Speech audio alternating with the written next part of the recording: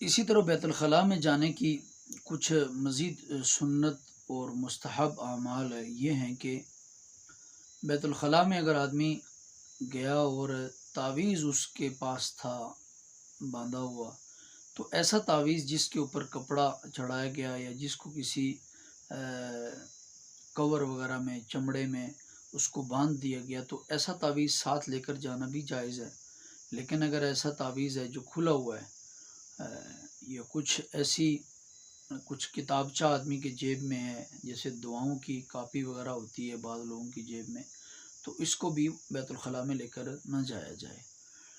تو اس کے ساتھ ہے یہ کہ بیت الخلاء میں قضاء حاجت کے لیے آدمی جب جائے تو چہرہ بھی آدمی کا قبلے کی طرف نہ ہو، اور اسی طرح پیٹھ بھی آدمی کی قبلے کی طرف نہ ہو، اور اسی طرح اگر کوئی ضرورت شدیدہ نہ ہو تو آدمی وہاں بیت الخلاء میں کلام نہ کرے، بات نہ کرے، اس چیز سے منع کیا گیا ہے۔ ضرورت شدیدہ یہ ہو سکتی ہے کہ کبھی پانی ختم ہو گیا یا اس طرح کا کوئی معاملہ ہو گیا۔ بعض لوگوں کو بیت الخلاء میں فون پر بات کرتے ہوئے سنا گیا ہے، تو یہ بالکل عجیب سی حرکت ہے، ایسا نہیں کرنا چاہیے۔ استنجا کرتے وقت روایات میں آیا ہے کہ دائیں ہاتھ کا استعمال نہ کیا جائے، بلکہ بائیں ہاتھ کو ان کاموں کے لیے استعمال کیا جائے۔ اسی طرح پیشاب وغیرہ کے دوران چھینٹوں سے حتی الامکان بچا جائے، بہت زیادہ احتیاط اس کی جائے۔ حدیث کے اندر آیا ہے کہ فرمایا کہ تم پیشاب کی چھینٹوں سے بچو، اس لیے کہ اکثر مردوں کو عذاب قبر اس کی وجہ سے ہوگا۔ یہ بڑی خطرناک بات ہے۔ اور پھر یہ کہ ظاہر ہے اس کا نقصان ہے، ظاہری طور پر بھی یہ ہوا کہ آدمی کے کپڑے جب پاک نہیں رہے تو نماز وغیرہ اور دیگر ساری عبادات ہیں ضائع ہو جائیں گی۔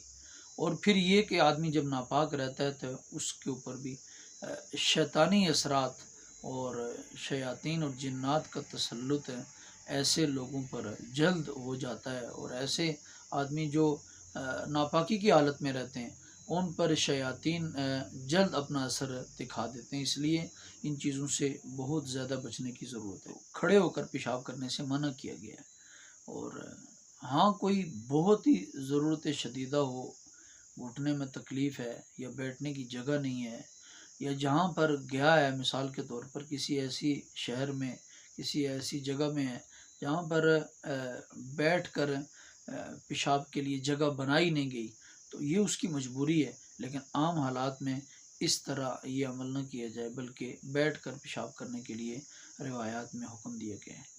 تو جب آدمی بیت الخلاء سے نکلے یا جس جگہ پر آدمی نے قضاء حاجت کی، تو اس جگہ سے جب آدمی نکل رہا ہے، ہٹ رہا ہے، الگ ہو رہا ہے، تو پھر دائیں پاؤں وہاں سے پہلے اٹھائے۔ بیت الخلاء میں ہے تو دائیں پاؤں پہلے آدمی وہاں سے باہر نکالے اور یہ دعا پڑھے، غفرانک الحمدللہ الذی اذھب عنی الاذی وعافانی۔ دیکھیں بیت الخلاء میں جانے کی دعا، وہاں پر شیاطین جنات کا عام طور پر بسیرا ایسی جگہوں پر ہوتا ہے۔ اللہم انی اعوذ بک من الخبث والخبائث، اللہ تعالیٰ میں آپ کی پناہ میں آتا ہوں خبیث جنوں اور خبیث جنیوں سے۔ بہت زیادہ اہتمام کی ضرورت ہے، اس سنت عمل پر اہتمام کریں گے انشاءاللہ تو خبیث جنوں اور جنیوں کے شرور سے آدمی بچ سکے گا۔ اور پھر ظاہر بات ہے کہ یہ انسان کے ساتھ اللہ تعالیٰ نے یہ حوائج اور ضروریات لگائی ہیں، تو بیت الخلاء سے فراغت کے بعد انسان اللہ کا شکر ادا کرتا ہے۔ اللہ تعالیٰ تمام تعریفیں آپ ہی کے لیے ہیں کہ آپ نے اس تکلیف کو اور اس دکھ والی کیفیت کو آپ نے مجھ سے دور کیا۔ تو ان سنتوں کے اوپر پابندی کرتے ہوئے ہم یہ اپنی دنیاوی اور اپنی طبعی حوائج بھی پوری کریں گے انشاءاللہ العزیز۔ رب تعالیٰ اجر عظیم بھی عطا فرمائیں گے اور حضور پاک کی شفاعت بھی انشاءاللہ نصیب ہو۔